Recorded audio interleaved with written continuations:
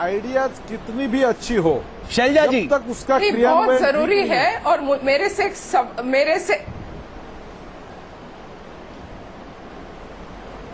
आप अगर मेरे से बात कर रहे हैं तो मेरा उत्तर प्लीज लीजिए जी। मेरा अनुभव काफी लंबा है और मैं किसी पक्ष में, किसी पार्टी के पक्ष में नहीं बोल रही हूँ। मुझे इतना मालूम है कि जब स्ट्रांग प्राइम मिनिस्टर होते हैं, जब स्ट्रांग कैबिनेट सेक्रेटरी होता है, तो ऑटोमेटिकली सरकार काम करने लगता है।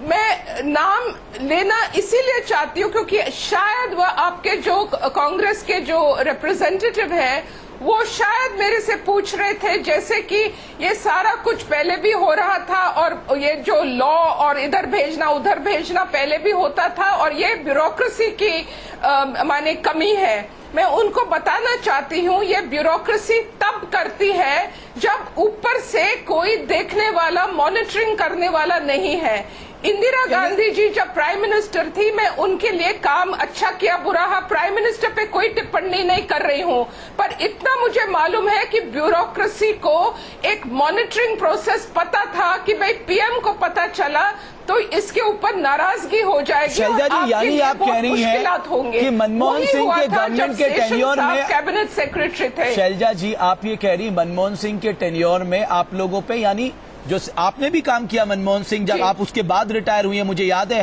हेल्थ मिनिस्ट्री में भी आप थी। मेरा सिर्फ ये कहना है कि आप कह रही हैं यूपीए सरकार के प्रधानमंत्री कमजोर थे, वो मॉनिटरिंग नहीं करते थे, आपके प्रधानमंत्री मजबूत है, ये आप कहना चाह रही हैं?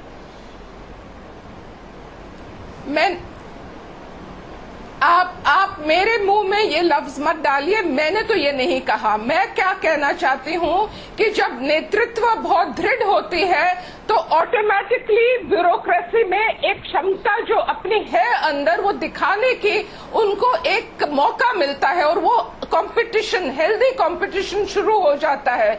मैं अभी सेशन साहब की बात कर रही थी जब आपने काट दी मेरी बात। सेशन साहब जब कैबिनेट सेक्रेटरी थे तो इतनी अच्छी मॉनिटरिंग होती थी कि ब्यूरोक्रेसी काम करती थी। वो डरते थे अगर वो इधर उधर की बात, क्योंकि वो 1 मिनट फाइल में पकड़ सकते थे कौन सा ऑफिसर काबिल है और कौन सा टरकाऊ मास्टर। यानी आप ये कह रहे मीम अफजल साहब, यानी लीडरशिप बहुत जरूरी है, ये तो आप मानेंगे। और आपकी लीडरशिप में आपके मंत्रियों ने सवाल उठाए थे। मुझे याद है आधी रात को हम राहुल गांधी को प्रधानमंत्री बना सकते हैं, कानपुर से आपके मंत्री ने कहा था। तो इस तरह से आपने अपने प्राइम मिनिस्टर को कमजोर करने का काम खुद आपकी पार्टी ने किया। आपने उनके डिसीजन को कूड़े में फेंकने की बात तक कह दी। तो आपके कार्यकाल में आपके मंत्रियों ने, आपके लीडर्स ने प्रधानमंत्री को कमजोर करने की कोई कसर बाकी नहीं छोड़ी। देखिए, इसको इस अंदाज से कहना ठीक नहीं है, बल्कि मैं अभी शैलजा जी की बात पर ज्यादा रिएक्ट करूंगा। मुझे उनकी बात सुनकर के ये एहसास हो रहा है कि वो इतनी सीनियर ब्यूरोक्रेट होकर के वो शायद ये समझती हैं कि इतने सीनियर ब्यूरोक्रेट्स, यानी हमारे जो आईएएस और आईएफएस ऑफिसर्स हैं, उनको ऊपर से हर चीज के लिए कहा जाएगा तो वो काम करेंगे। मैं आपको छोटा सा एक उदाहरण देना चाहता हूँ। मैं 5.5 साल राजदूत रहा हूँ और मैंने 3 फॉरेन मिनिस्टर से साथ काम किया। एक थे नटवर सिंह जी, सुन लीजिए पहले मेरी बात, मैडम सुन लीजिए। नटवर सिंह जी के साथ काम किया, प्रणब मुखर्जी साहब के साथ काम किया, और उसके बाद यानी उसके अलावा जो दो मिनिस्टर ऑफ स्टेट थे उनके साथ, यानी 4 लोगों के साथ काम किया। मैं ये बात कह सकता हूँ कि मैंने ये महसूस किया जो एमईए में हमारे सीनियर ऑफिसर्स हैं, जो आईएएस ऑफिसर्स हैं, ब्यूरोक्रेट्स हैं, उनके काम में मैंने कहीं कोई ढील नहीं पाई। चाहे मंत्री कहीं पर उनको लगता हो कि उतना ज्यादा एक्टिवली उनसे बात नहीं करते या एक मंत्री ज्यादा एक्टिवली बात करते हैं। तो मैं समझता हूं कि आईएएस ऑफिसर्स और आईपीएस ऑफिसर्स और आईएफएस ऑफिसर्स की जो क्षमता है वो अपने आप में ऐसी होती है, और मैं उनसे ये उम्मीद नहीं करता कि ऊपर से नेतृत्व अगर ठीक या बहुत दिखाई देगा कि रोजाना उनसे पूछ रहा है तभी वो काम करेंगे, वरना वो इसको काम को इधर उधर करने लगे। मैं आऊंगा मीर अब्दुल साहब, शैलजा जी मैं आपके भी, किरण श्याम जाजू साहब मैं आपके पास आऊंगा, लेकिन इन सब के बीच मोदी प्रशासनिक सुधार की कोशिशें भी लगातार कर रहे हैं, क्योंकि एडमिनिस्ट्रेटिव रिफॉर्म कमीशन की 2 बार की सिफारिशें सरकार के पास मौजूद है। मोदी ने अपने मंत्रियों को साफ कर दिया है कि काम करने के पुराने तौर तरीके के दिन अब लद गए हैं, नए तरीके से काम करना सीख लीजिए। मंत्रियों को अब कड़ी मेहनत करनी होगी और जल्द से जल्द नतीजे देने होंगे। यानी यहां एक्ट नहीं, नरेंद्र मोदी एक्शन की बात कर रहे हैं। लोगों को महंगाई की कड़वी दवा पिला रहे मोदी ने अपनी सरकार के खर्चों पर भी लगाम लगाकर लोगों के सामने एक मिसाल पेश करने की कोशिश की है। मिनिमम गवर्नमेंट और मैक्सिमम गवर्नेंस के वादे को निभाते हुए मोदी ने मंत्रिमंडल का आकार बेहद छोटा रखा है। कई मंत्रालयों को मिलाकर एक नया मंत्रालय बनाया गया है। मंत्रियों के निजी स्टाफ में कटौती की गई है। मंत्रियों और सांसदों के गैर जरूरी विदेशी दौरों पर लगाम लगाई गई है। मोदी ने मंत्रियों को साफ संदेश दिया है कि जनता ने उन्हें सत्ता सुख भोगने के लिए नहीं, बल्कि देश की सेवा करने के लिए चुना है। सभी मंत्रियों से मोदी ने काम संभालते ही 100 दिन का एजेंडा पेश करने को कहा। यूपीए सरकार में काफी ताकतवर माने जाने वाले जीओएम और ईजीओएम को भंग कर दिया गया। प्रधानमंत्री जी के काम करने के कारण अगर ऐसा दबाव है किसी के ऊपर, तो इसमें बुरा क्या है? अच्छा ही है। प्रधानमंत्री जी जो कुछ भी करते हैं उससे अगर बाकी माननीय मंत्री जी या दूसरे लोग भी अधिकारी हों या दूसरे लोग जो भी हों, अगर सब लोग उससे मैसेज ग्रहण कर रहे हैं और उसके हिसाब से खुद के अंदर जो काम करने की क्षमता है उसको भी लोग बढ़ा रहे हैं, काम ज्यादा कर रहे हैं, तो यह तो अच्छा संकेत है। पुरानी परंपराओं को तोड़ते हुए प्रधानमंत्री ने मंत्रियों को यह भी आदेश दिया है कि निजी स्टाफ में वो अपने किसी रिश्तेदार को नहीं रख सकते। मंत्रियों और सांसदों से मेहनत से काम करने की अपेक्षा कर रहे मोदी खुद भी अपने काम से बड़ी नजीर पेश करने की कोशिश कर रहे हैं।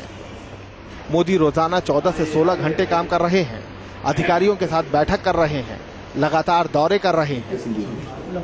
मेहनती पीएम के साथ कदमताल करने के लिए मंत्रियों को भी खूब पसीना बहाना पड़ रहा है। घंटों काम करने के साथ ही मंत्रियों को प्रधानमंत्री के सामने प्रेजेंटेशन भी देनी पड़ रही है। सरकार का इकबाल तो चाहिए जी। अगर सरकार इकबाल कायम होगा जी तो आधी समस्या का समाधान उसी से हो जाता है। अगर सरकार का इकबाल ध्वस्त हो जाता है जी और सरकार के मुखिया का इकबाल नहीं होता तो फिर तो समस्याएं जो है वो समस्याओं का अंबार लग जाता है। किसी बड़ी कंपनी के सीईओ के अंदाज में काम कर रहे मोदी ने अपने मंत्रियों को साफ कर दिया है कि रिजल्ट न देने वाले मंत्रियों को कैबिनेट में ज्यादा दिन बिताने का मौका नहीं मिलेगा। Team news nation. Shyam Jaju साहब, मंत्री पर्सनल स्टाफ नहीं रख सकते, फैमिली का नई गाड़ी नहीं खरीद सकते हैं, उन्हें अपनी डिटेल्स हमें सौंपनी होंगी। ये क्या है? ये एक तरह का डिस्ट्रस्ट नहीं है? आपको तो जो लोग चुन के आए हैं उन पे विश्वास करना चाहिए कि वो कुछ भी गलत नहीं करेंगे। कोई भी सरकार की यशस्विता उसके परफॉर्मेंस पर रहती है, उनकी गवर्नेंस पर रहती है। मोदी जी ने कहा है कि कम से कम गवर्नमेंट, ज्यादा से ज्यादा गवर्नेंस। जब आदमी से अच्छा काम लेना है, आदमी ये कोई इलेक्ट्रिक का बटन नहीं है, बटन ऑन किया बिजली आई और बटन ऑफ किया बिजली गई। आदमी के काम करने के लिए उसको प्रमोशन चाहिए, उसको कोई डर चाहिए, उसको रिस्पेक्ट चाहिए, उसको हौसला अफजाई चाहिए। आदमी मंत्री हो या यहाँ हमने देखा एक मंत्री एक मंत्रालय को नहीं संभाल सकता, आपने 5-5 मंत्रालय उस मंत्री के अंदर लाद के खड़े कर दिए, तो जस्टिफिकेशन कैसे होगा काम का? नॉन प्लान्ड एक्सपेंडिचर खर्च कैसे कम करोगे? कैसे आप प्राइवेट स्टाफ कोई अपना नहीं रखोगे? करप्शन अपने इसमें नहीं चलेगा। इस प्रकार की बातें केवल बोलने से नहीं होगी, व्यवहार में ये करने की जरूरत है। इसलिए मोदी जी ने आज एक अभी आपके इस पे मैं देख रहा था, हर ऑफिस में आइडिया बॉक्स रहेगा, कोई इनोवेटिव कल्पना देगा, उसका स्वागत होगा, ऐसे लोगों को प्रमोट किया जाएगा। इस प्रकार से लोगों से काम लेना। आखिर हम तो शासक है, वो शासक नहीं है, हम सेवक हैं। जनता के सेवक को क्लब कर देना अपना और कम मंत्रालय रखना, एक ही मंत्री को 4-4, 5-5 मंत्रालय की जिम्मेदारी देना, आपको लगता है इसका फायदा मिलेगा इस देश को गवर्नेंस के मामले में? देश में एक काम का माहौल बनेगा। उन्होंने इसलिए ये कहा कि ऐसे ट्रांसफर इंडस्ट्री पर हमारा भरोसा नहीं है, लोगों से हमें काम लेना है, उनको हमको मोटिवेट करना है, उनको हमें प्रेरणा देनी है, वही काम करेंगे। जी जाजू साहब, मैंने समझ लिया आपकी बात, आपने अपनी बात कही। जवाब कैसे दूं? शैलजा जी आप बोलिए ना, कम मंत्रालय रखना, कम मंत्री रखना, कई मंत्रालयों को एक मंत्रालय में क्लब कर देना, क्या ये सही है?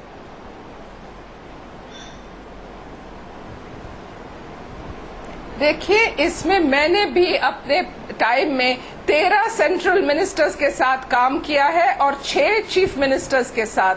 तो उस अनुभव से मुझे मालूम है कि वही ब्यूरोक्रेसी, वही अफसर अच्छा काम तब करते हैं जब उनके ऊपर कोई सुपरविजन की जरूरत नहीं। आप ये मत समझिए कि सीनियर ऑफिसर्स को सुपरविजन चाहिए, पर उनको चाहिए कि कोई उनकी बात सुने, समझे और उसका समाधान निकलने का एक क्षमता होनी चाहिए मिनिस्टर में, प्राइम मिनिस्टर में। जब वो मौजूद होता है तो इनका मुझे क्या कहना है कि मेरी जो अनुभव बताती है कि जब एक नेतृत्व लीडरशिप टाइप ऑफ मिनिस्टर था सेंटर में या चीफ मिनिस्टर, चलिए शैलजा जी, मेरे पास समय समाप्त हो गया है। आइडियाज आते थे रोज। अपना आप तीनों का बहुत बहुत शुक्रिया इस चर्चा से मैं जुड़ने के लिए।